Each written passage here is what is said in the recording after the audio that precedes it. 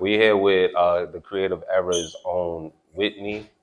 She's here at Millbank. She just gave an awesome presentation about her development as of right now. I'm gonna just dive into. There's a few questions that came to mind after seeing your presentation. I know that we met back when you were still doing the iconic bow ties and things like that.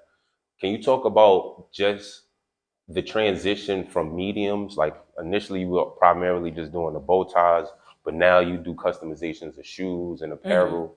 So can you give me a little insight on how you started developing those processes? Well, it was more just based on going with what's going on at the time.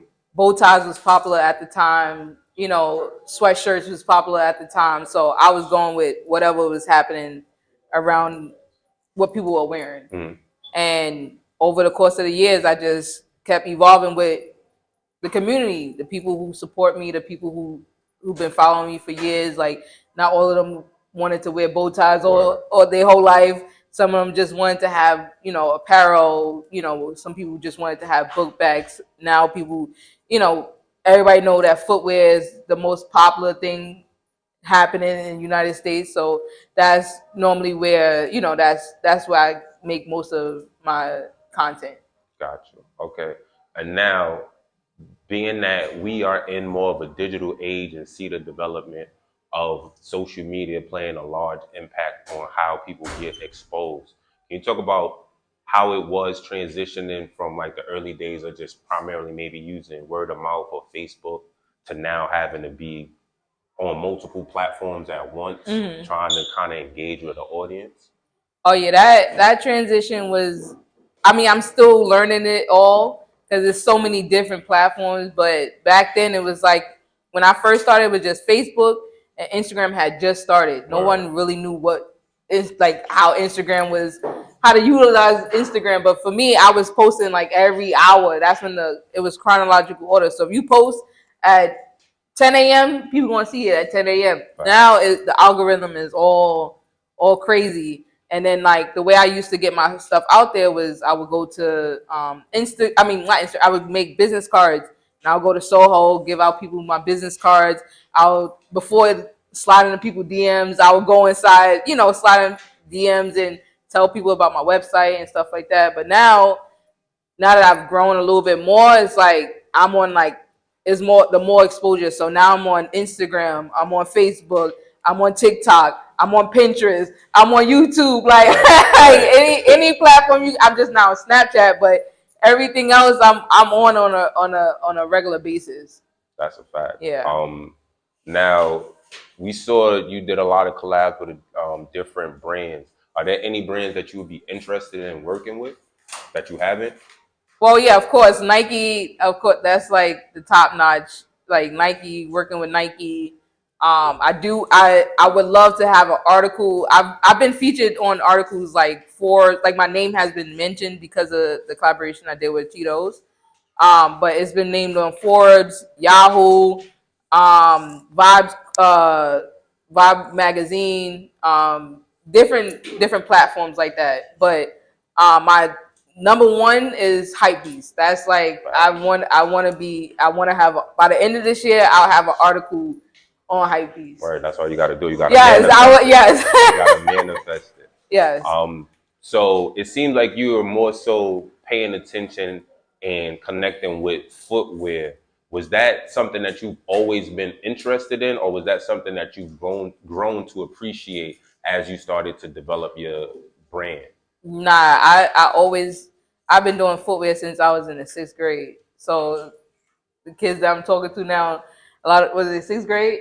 Yeah, 6, 7. I've been doing footwear since 6th grade, and ever since then, I always been customizing footwear. Footwear. If you from Harlem, you know that footwear is the most important thing of your whole outfit. Yeah, that's the first thing you look at, and so I always customize my footwear to how I want people to be like, "Yo, where you got those from?" So footwear for me is just always showing people like, nah, like if you from Harlem, you know, then you know. You gotta have the feet. Yes. You gotta have the feet. Is there any obstacles that you've faced going from let's say different kind of mediums from like again when you and I first connected, it was the bow tie, it was more of that aesthetic and kind of like preppy look. Now it's I don't, if we go on base, I know that music correlates to a lot of the influences that we wear. Is there any kind of obstacles that you face when trying to present something that you've worked on to people that may not have been as open-minded or as interested? Well, when I was doing the bow ties, I wasn't expecting a lot of people to grab it because it was so unique. A Right. lot of people, when you think about bow ties, you think about actual cloth. Mine was made out of wire, so I didn't think a lot of people was gonna gravitate towards it. So the challenge was actually keeping it on the neckline, that was a challenge for me. And then transitioning from that, and then doing the hand painted clothing. I had to hand paint every product I released. It was all hand painted for 10 years. So the people that got that, yeah, it's gonna be worth a lot of money.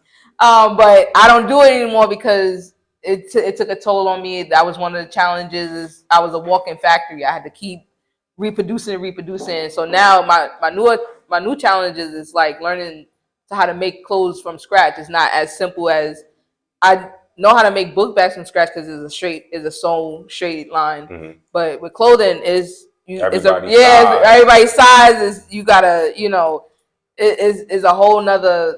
Your measurements got to be on point. If it's a little off, the whole garment is gonna be off. So I try to make sure that I keep my. I've been studying and like really testing. I guess more like experimenting and testing it out until I could say, all right, y'all, I'm ready to bring it over to the rest of the people. Gotcha. Yeah. So this section of what I do is called fashion gems. Okay. Do you have any gems in relation to fashion that you can give to the kids that's interested in developing their own brand or coming up with custom pieces? Well, one, just do it. I know that's some Nike, just do it, but it's really just putting yourself out there because that's what I did. I just put myself out there. I didn't think people was gonna like what I did, but everyone loves what I do. It's different, it's unique. They get a lot of compliments. People come back to me and say, yo, like I got so many compliments when I wore this sweater, when I wore my footwear, or whatever. So just being different, being unique, being who you are, and stick to being authentically who you are. Okay. Yeah. So, all right, awesome. That's enough of my questions. I'm gonna open it up for y'all to ask y'all questions. Go ahead. What inspired you to make clothing? What inspired me? What inspired me was that I wanted to be different. I didn't want to look like everybody else. Like everybody wears the same sweater, everybody wears the same sneakers. I didn't want to be a part of a trend. I wanted to be the trend. So I just always stood out from anybody that know me from your age. They know that I always stood out. Yeah. Got another question? You go ahead. You had a You million ain't see questions. Wait, I was gonna let them go first. Okay. Go ahead until they ready to ask another question. So you run your own like business, like this is your own personal business, like you got like a factory or something like that that's running this. You do it all by yourself. I do it all by myself. I have a home studio, so I live in a 2-bedroom apartment. One is where I sleep. Other part is my actual studio space, and it's always been like that. We looking at you. Oh yeah.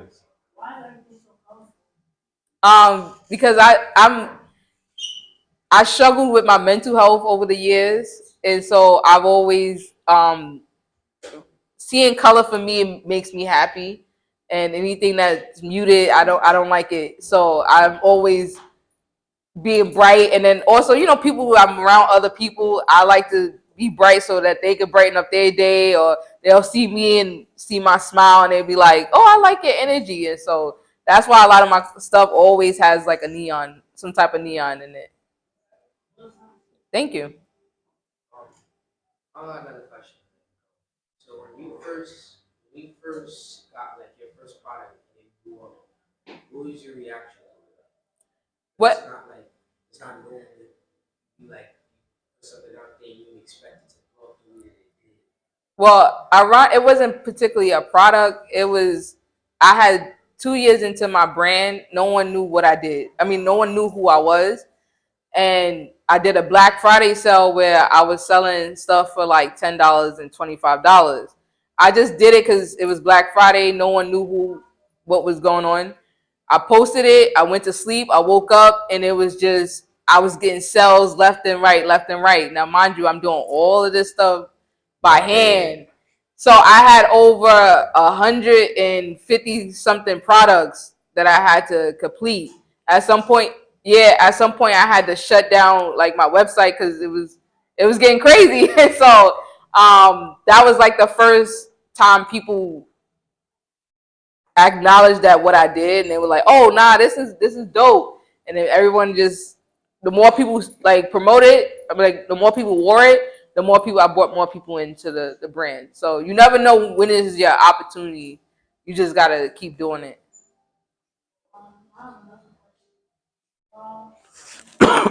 Excuse me.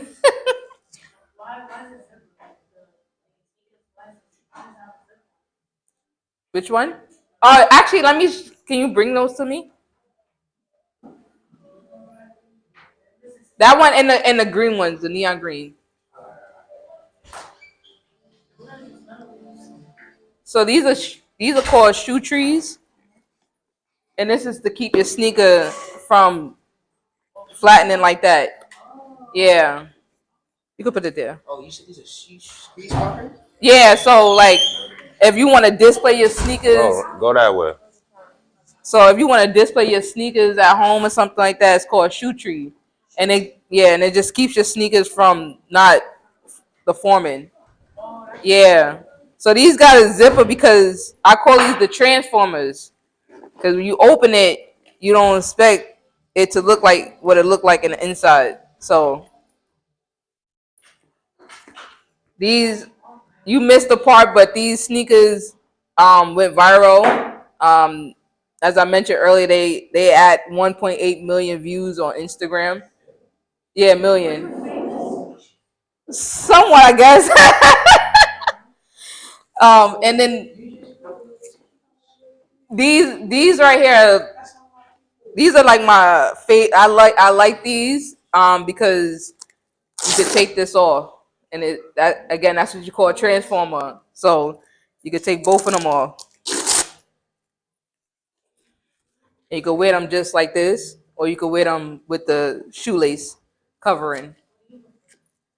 I like the shoelace covering because I like to show off. So when I'm outside and they be like, "Oh, what's that?" and I go like that, and they go, "Oh, that's fire." So yeah. So these were a knockoff from those, and I had another black pair that I do as well, but I didn't bring those with me. But that's why they got a zip on it. Ron, what's your question? How close were you and ASAP Ferg? I'm sorry, say it again. How close were you and ASAP Ferg? Well, we did work on me and ASAP Ferg did the collaboration. So we worked on that project for maybe 3 weeks, almost to a month. So every month, like every week we'll meet up for like a couple of hours and we'll talk about, how we could come together as a collective to figure out the art show, which was art is visual, wearable, and functional. So we had to create a piece that catered to all three of those pieces: the visual part, the wearable part, and the functional part. So we were close, but like if I was to see him in person, he would know who I was. Man, what's your question? Yeah, my fault. You say you don't? Go ahead, Jeff. For someone that might want to start their clothing, your designing shoes, your sneakers, or anything, what are some supplies, techniques, or tips that you have for them? Because it's like teenagers, like 14 to 18, that's when they actually are able to like start doing things on their own. Well, the top one of the Now we doing this. one of the best ways is YouTube. I know y'all all watch YouTube, right? Yeah. YouTube, TikTok, those are your two best, inspirations. and then you could just do research. So people on YouTube and TikTok, they usually just tell you, oh yeah, I made this by doing this, and then you just make it into your own. Don't copy what other people are doing. But once they give you the tools, they say, oh, buy this particular paintbrush, or use this type of paint. Like this sneaker paint is a certain brand called Angela's. Angela's paint is what I use, and I at some point I did do a collaboration with them as well, where they sent me free paint and to promote it and share it with my followers and stuff like that. But TikTok and YouTube is probably your best bet, especially y'all young, y'all on those two platforms all day, right? So learn something new every day and test it out, experiment. That's the best key. Test it out. Yeah. You got another one? Um, yeah. How is it that you were able to sew the fabric or different fabrics or stitching on your sneakers and make it more natural? Because your pants, you can see the stitching. It looks like a pattern, and it's awesome. I love it. Thank you. But your sneakers, it's different. So how do you make it seem like it's already fabricated like that in the factory? The factory. Yeah. Yeah. You can't see or it comes natural, or do you cut out the fabric already made, or you put it over? How do you? I'm intrigued. Well, that comes with experimenting. Like I said, I experienced with these sneakers when they first started. These is actually the first part, but this part I didn't like too much because you could see the white part. So I did a lot more experimenting and tested it out, and then I came up with a new product. But it's trial and error. A lot of it's trial and error. Like these pants, I love them. I did a pair before this. I'm gonna do another pair because I like how it fit, but I think it just needs to be a little bit wider on my leg. And so that's experimenting with that, and studying. You constantly got to keep looking at other, sometimes when I'm thinking about a new product, I'll go to Nike, I'll go to Old Navy or something, and just see how it's stitched, or watch people on TikTok or Instagram and YouTube. Yeah. I have a question. So I know that I think some people that they off of Nike, let's say you use the Nike sneakers and stuff like that. Mm-hmm. And you're making it into your own product, but it's still a Nike product. How do you not get sued or anything like that? Because I know people might just patent their things off of it, but I'm how do you? It is a conflict of interest because it's a thin line. I'm per se a customizer, so I'm still branding it as Nike. Now, if I got thousands and thousands of orders of these, Nike might shut me down. But for me, it's kind of staying under the radar because I don't sell a lot of it. Technically, I'm still giving Nike my money because I'm buying the sneaker. But it's risky. Like when you in this line of work in the industry as far as footwear and customizing, it is a risky business because if you get too big, they'll shut it down. But I'm a small customizer, so I'm cool for now. Yeah. Obviously, I'm sure that you have doubters or had doubters. So, what's something that you hear a lot from the doubters, and what do you do? What do you do when you read it or see it or hear it?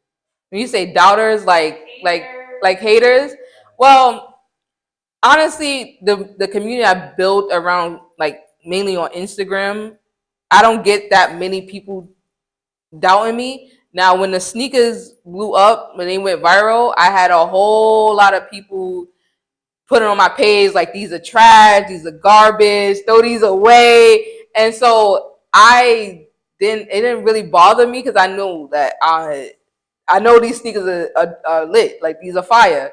So in my mind, I was like, these people are talking crazy. They can't do what I do. So what I did on Instagram was you could filter out people's messages. So say if somebody come on my page and put trash, it won't show up in the comment section. So I just eliminated that whole you coming on my page and Like I don't feed into the negativity. Anyone that knows me know that I'm very positive and uplifting. It's just that on my Kick page, I have two Instagrams. I have my personal page and I have my Kick page. My Kick page, they don't see me physically; they just see my hand. And so I feel like being that people can't see me, they feel like they could talk to me and do and write all types of crazy stuff. But people that see me on my actual page, you really can't hate on someone who's always laughing and joking and dancing all day. Like there's like there's not much you could do with that. I'm always dancing, I'm always laughing, I'm always joking. But as far as like haters, I don't pay them no mind. You really can't. They not you. Yeah. Any other question? Fire. I'm 34. I started when I was 22. You say it since grade. When did I start my business or when did I start making stuff? Oh, when what is it, like 11? How old are you? 11? 12. I was about 11. I was 11 when I first started. Yeah, I started my business after I graduated from college. How you started at 11? What were you doing? So I would take spray paint. I would get Tim's and I would spray. I wish I would have brought the picture, but I would spray paint it and then I would put my last name on my boot. And I'll put, like I said, my last name is House, so I would put House. Like you could, even on this sneaker, I put House on it because that's my grandmother's last name, so it's me carrying her legacy. So I would just put House on everything, like my sweaters, my pants, my book bag, anything you could think of. I would just customize it. Awesome. All right, everybody. Oh, before we wrap up, do you have any last things you want to say or kind of give as words of encouragement to people that may be interested in doing customization or following any kind of goals? Well, my motto is always keep going. That's just by default. It's gonna be hard. It's not gonna be easy. It's something that you're gonna have to continuously build off of. But at the end of the day,